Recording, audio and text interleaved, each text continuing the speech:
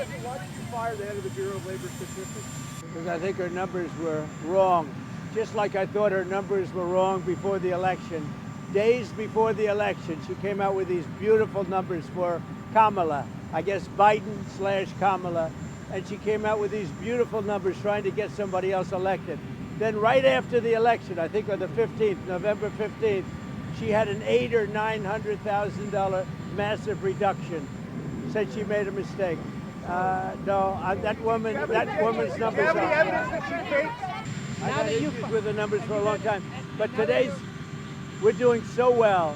I believe the numbers were phony, just like they were before the election, and there were other times. So you know what I did? I fired her, and you know what? I did the right thing. Any government official, if any government official going forward is presenting data or information you don't like, should they fear for their job? I've always had a problem with these numbers. You know, I was thinking about it this morning.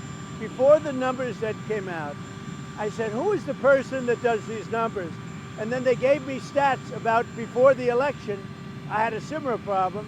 I mean, she gave out numbers that were so good for the Democrats. It was like unbelievable. And then right after the election, she corrected those numbers with, I think, almost 900,000 corrections. I think nobody had ever seen anything like it. Well, today she did the same thing with the 253,000, whatever the number was. No, we need people that we can trust. I mean, your question is a very good one. We need people we can trust.